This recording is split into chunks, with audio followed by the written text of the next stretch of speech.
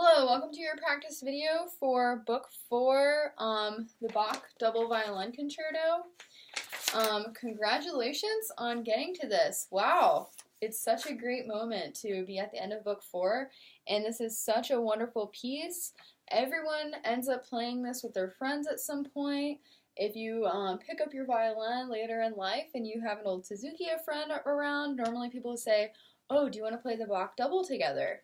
Maybe you and a friend want to play at a coffee shop and you say, "Oh, why don't we just play the Bach Double?" It's really handy.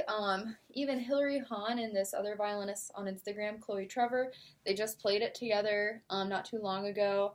I love Janine Janssen's recording with Kavakos on YouTube. I love both of those players and they play together so wonderfully. And I think what's most beautiful about this piece is the second movement, which you don't get to play. So hopefully in your lesson, my sheet music is packed away because we're about to move hopefully in the next few months, but we'll get to play the second movement at some point as a teacher and a student because it's just really gorgeous. Alright, so you want to be practicing the spots. Here's my book. You want to use these study sheets for this concerto, and I love the C major fugue in here from the Bach Sonata. So let's start with the D minor scale. This is the harmonic minor, and then we'll also play the melodic minor in your Suzuki book on page 4. So try to figure out what is the difference between harmonic and melodic minor. Okay, let's go.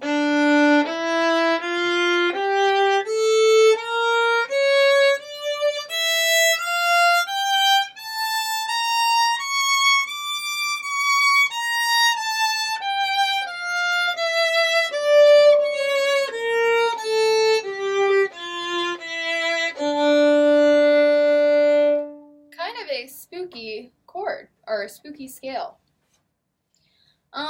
Some of the next spots, you should be working on these well before you get to the Bach Double, is the articulation in bar 16. So just try it on the open strings.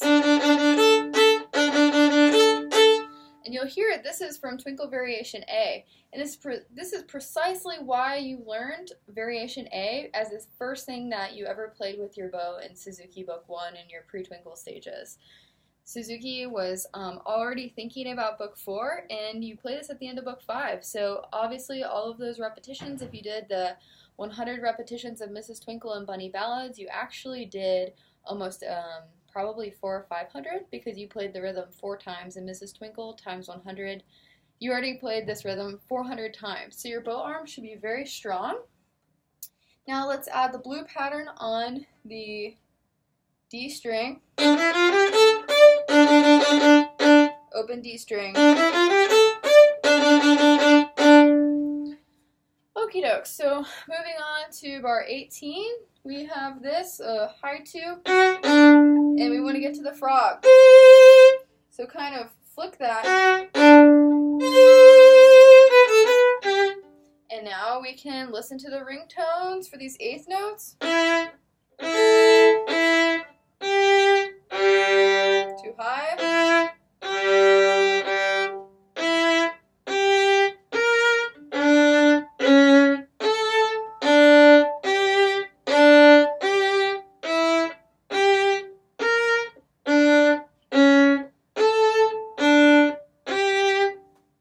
Alright, so I didn't really play them without the spaces, but either with or without, that's fine. Bar 21, the intonation is kind of tricky here, so you're just going to play a fermata on each note. You can just hold forever. Not too high on the C sharp.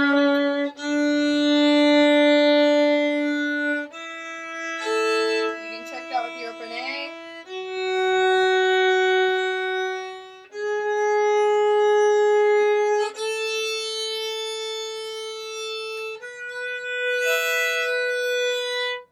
Alright, next example, we have so many of these to work on. Bar 23. This is tricky, so you're playing all of the 16th note subdivisions. If you look in your music, bar 16, or no, 23.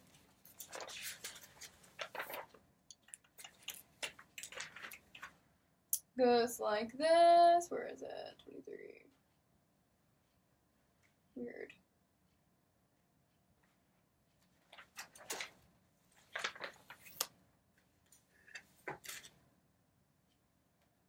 I feel these labels really strange. Ah, here it is. 1, 2, 3, 4, 5. Really, bar 5 in your part. 2. 1, 2, 3.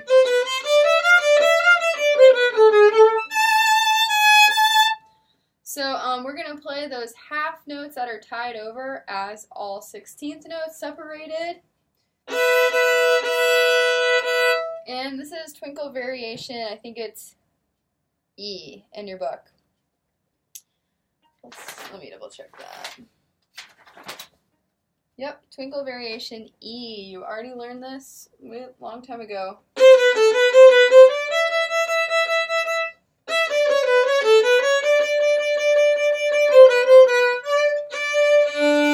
And then you can practice that shift. Sorry I'm going through these kind of fast, but you can spend more time on these and pause the video if you need to. So many papers. Okie dokes. Let's move on. Okay, your next spot is shifting. So you're going to just put a pause in between your shifting spots. Shift. Check it. Shift.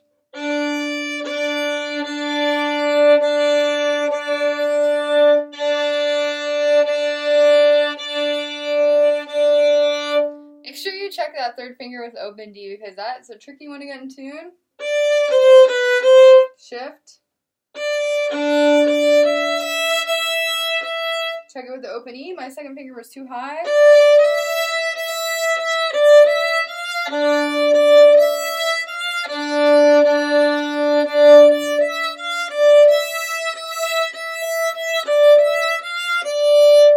Alright, next line.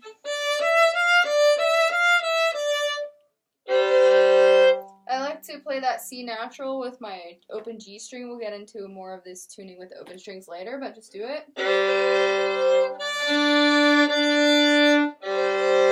Practice going from 1 to 4. That's a really awkward thing to do well on the violin. 1 in third position on A to 4 on the D.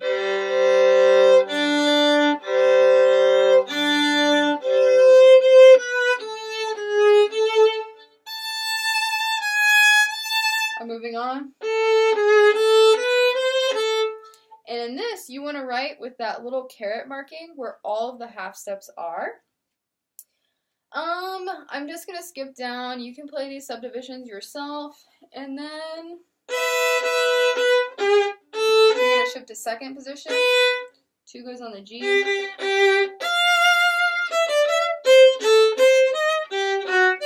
Shift to third. Leave the trill out for now.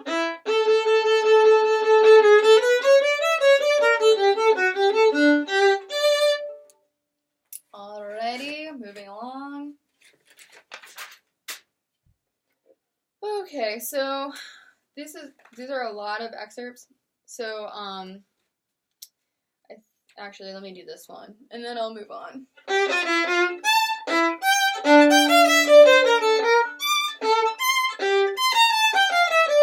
So even my intonation not perfect, so I should go back and check.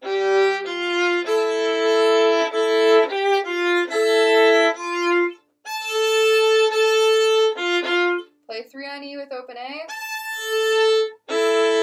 Play 1 on the D with open A.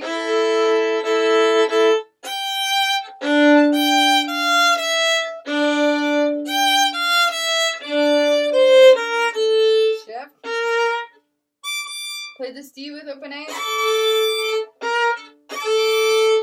Play this second finger in third position on the D with open A.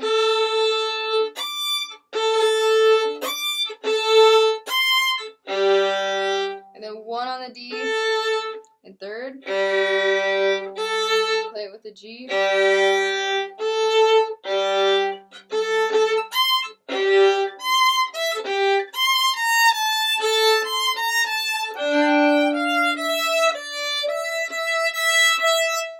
back to first.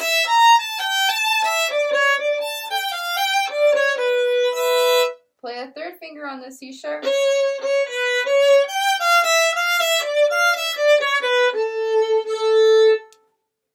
All right.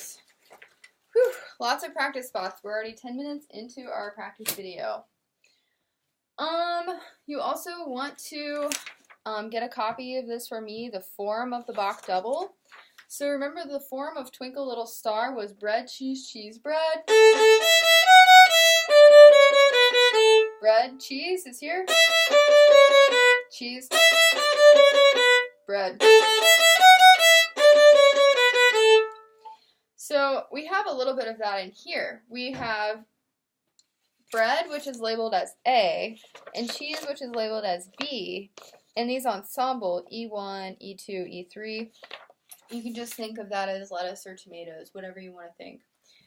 Okay, so you have these themes going through the first violin and the second violin. So the second violin starts this concerto for 2 violins, and then the first violin takes it over. So we'll play the second violin part.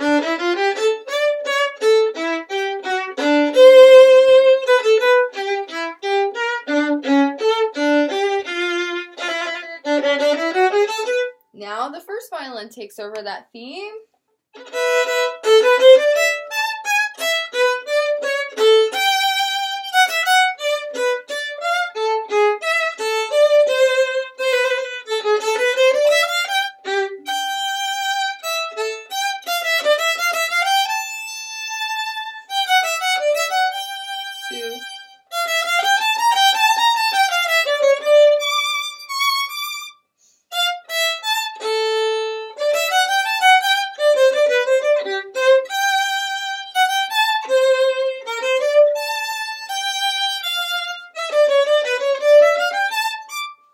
I have the theme again in the first violin.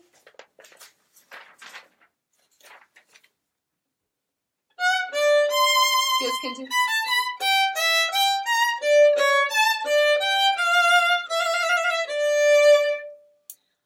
Alright, now we get to part B.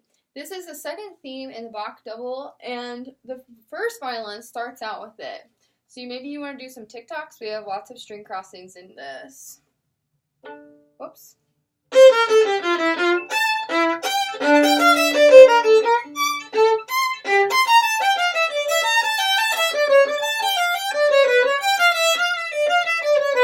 Second violin theme. TikTok.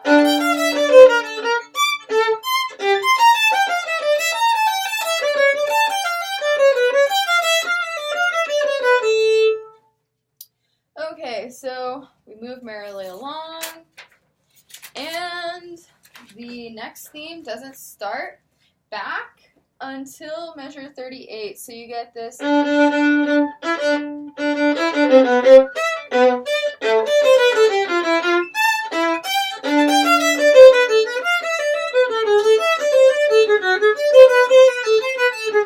First violin has it.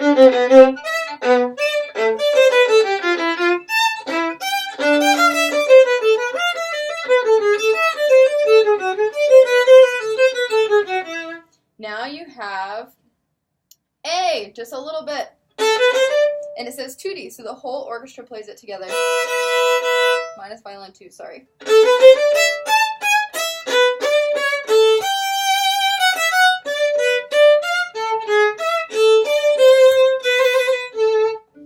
Alright, so that brings us to the next section, which is called ensemble number 2. Did we go over ensemble 1? We didn't go over the first ensemble part. So E1 started in bar 30 through 37.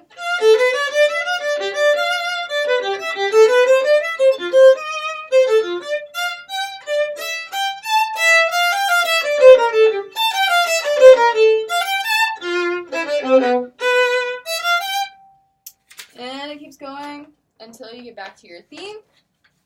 Then we have our little second ensemble part in bar 50.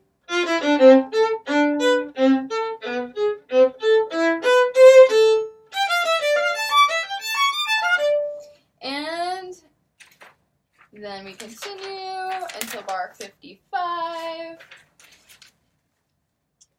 we get our next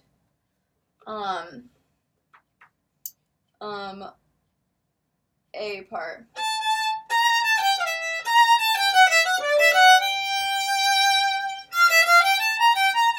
Sorry, I'm memorizing, playing a different part. Okay.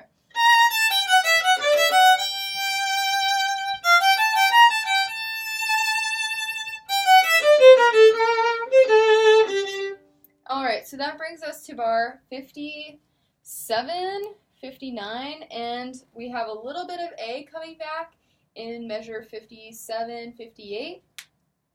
But now in 59, we get the third ensemble part, but we're also, we have two counter melodies. So I have a solo part,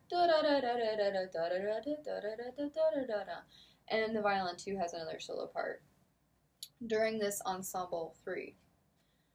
Alright, so let's skip ahead a little bit because that continues to develop.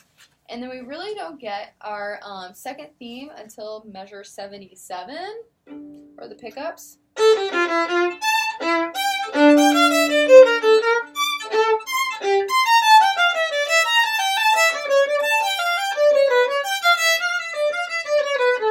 And then the violin too.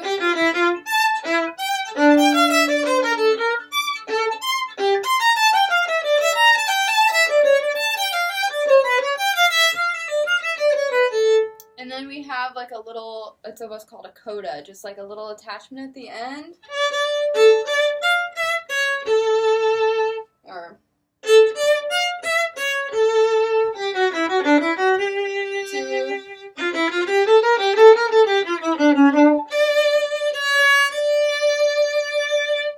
And you'll want the bows at the end to lift off together.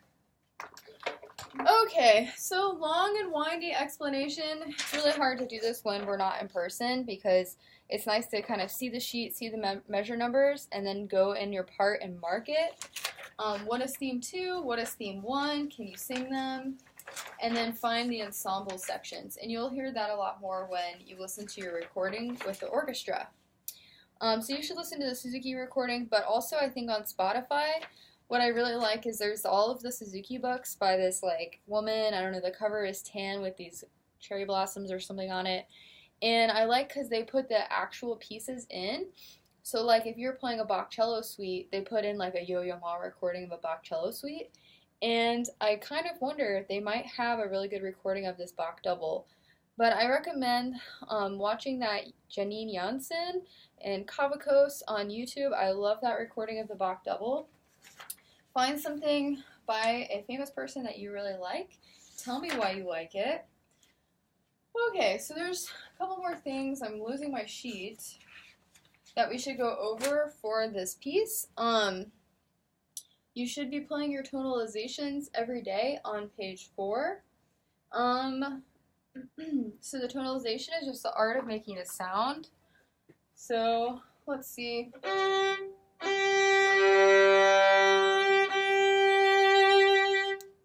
Alright, pluck the G. Try to get this to ring as wide as that.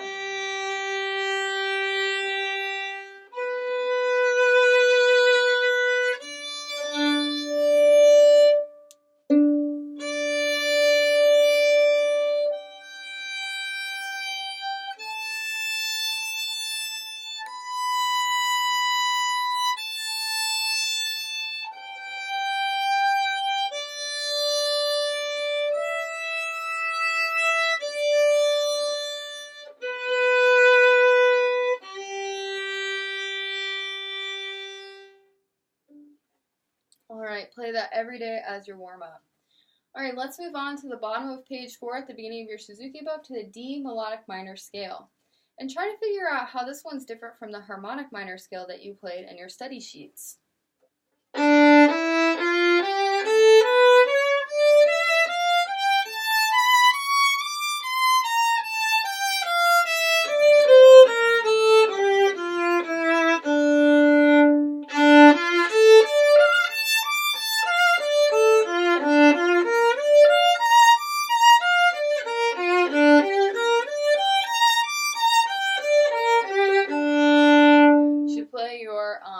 Arpeggios as well. I'm just going through it fast, but at home you'll want to tune these With your open strings, anytime you have a note that might make a perfect fourth or perfect fifth, you always want to tune.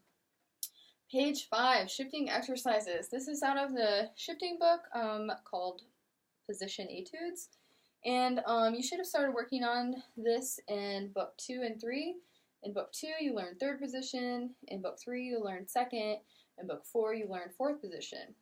So, just climbing up the position train. So you're going to take your first finger. And now, go up into fine B.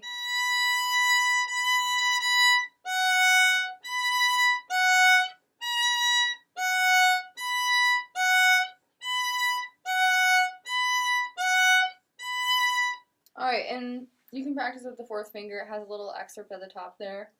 And now when you have it, go on.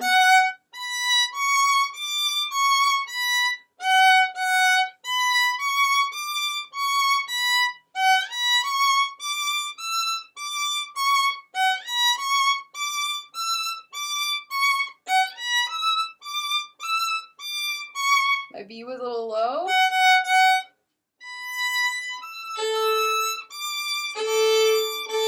Little high. Little high.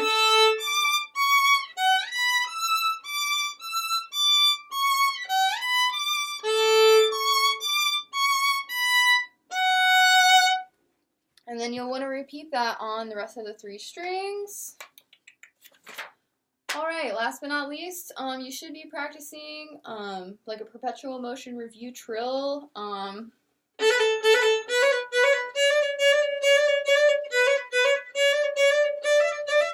I mean, I'm probably double timing it, but something like that in your lessons. You want to be practicing trills at home. Maybe go back and review book 2.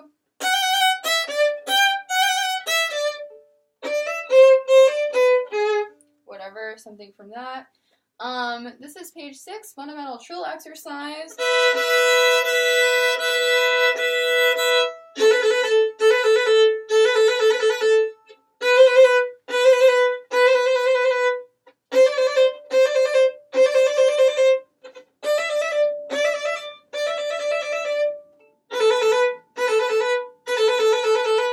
Okay, you get the idea, and it wants you to go ahead and do it again in A major. Okay, so the key to learning the Bach is to work slowly, play subdivisions of any of the long half notes or even quarter notes that are slurred into other notes, because rhythm can be tricky for everyone. Listen a ton to many different players and recordings. You can even go on IMSLP, just type it in on your computer, and type in Bach double violin concerto. Watch the orchestra part and listen to an orchestra on YouTube. Watch Janine. And what else? Tune with your open strings. So anytime your finger can make an interval of a perfect fourth or perfect fifth, or unison, tune as much as you possibly can. Something that I would love to do in this, but depends on where we're at in working on this piece, is learning the second movement to the Vivaldi's A minor. So what would be really cool on a book 4 graduation recital would be to have a full concerto. And not only, maybe the prelude to your recital, or just the, hors d'oeuvres portion of your recital would be playing something like the Sights concertos. And maybe you play 3 of those, and it's fun, it gets everyone warmed up. And then you have the main course, a full Vivaldi concerto. You'll have the first, maybe even second and third movements. And then maybe you have a little dessert and you get to play the Bach double with your teacher at the end, and you have a fun graduation, invite your friends and family. Maybe you can have it at a cool coffee shop, maybe you can have it in an outdoor park. Be thinking, and congratulations on getting this far. Don't forget to do your bow exercises as you practice your Bach every day, and good luck!